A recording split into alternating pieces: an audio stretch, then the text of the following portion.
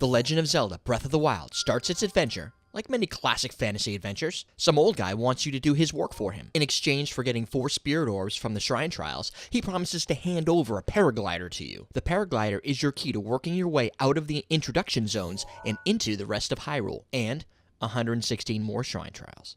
Yep, what a boy will do to get the attention of a girl, am I right? The first thing you want to do is mark all the shrines on your map so that you can navigate to each one easily. Make your way to the top of the Great Plateau Tower, as you can visibly see each of the shrines with their glowing yellow lighting. Mark each shrine with one of your glowing runes so it's easy to navigate to. Today we're going to walk you through obtaining the first shrine, Oman Au, and the Magnesis Trial. You really don't have to mark this shrine because it's super close to the Great Plateau Tower, giving new players an easy win, but we marked it for completion's sake. Work your way down the tower using the built-in steps that some prior Hyrulean king thought would be a more effective way to climb down the tower than using all 70,000 ladder rungs. The shrine is a hop, skip, and a run through a puddle, distance away from the Great Plateau Tower, and has a nice glowing yellow color. You can't miss it. But if you do, just run around like a maniac for a bit and you'll trip upon it. Once there, you can use your Apple iPhone 7-like device, which is aptly named the Sheikah Slate, and most obviously has that Android Pay NFC technology so that you can scan at your local shrine terminals. If this is your first run through the game, perhaps the animations are exciting and fun, but you could skip them by pressing the X button to get down to business a little bit faster. The Magnesis Trial uses magnets. But before you could do that, you have to tap and play Authenticate into your shrine in order to distill down a droplet of information to your slate.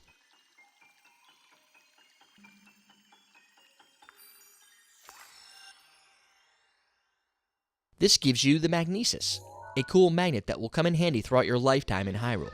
Plus, it's fun to pull and push things.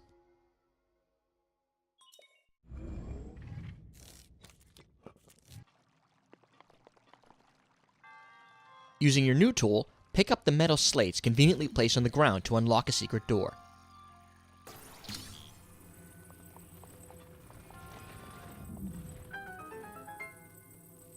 You can fling your metal sheets across the ground for fun if you want. From here, you'll get a nice underground tunnel, not too unlike the Big Dig effort in Boston, Massachusetts. As you travel the well-crafted hallways, you'll encounter a brick wall, once again, conveniently with a single metal block.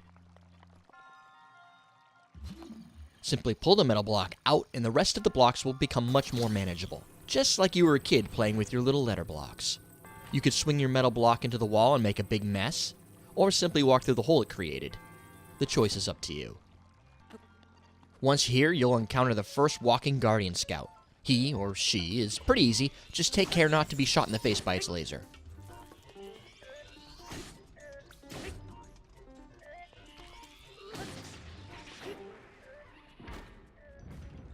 You'll be rewarded with some ancient pieces, which you can then later sell for money or save up to build some cool ancient items later in the game.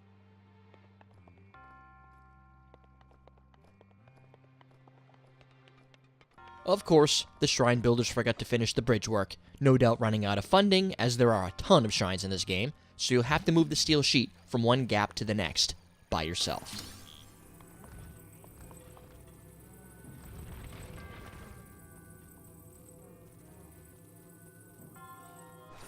Also to note, you'll find hidden treasure chests within each shrine. Some are more obvious than others. You could skip them or you could take them. Sometimes they have some pretty useful items, other times it's kinda lame. But Hobo Link can use all the equipment he can snag because stuff breaks a lot in this game. You'll know you made it when the shrine makes that traditional Zelda secret sound effect. And you can see the big blue glowing prison.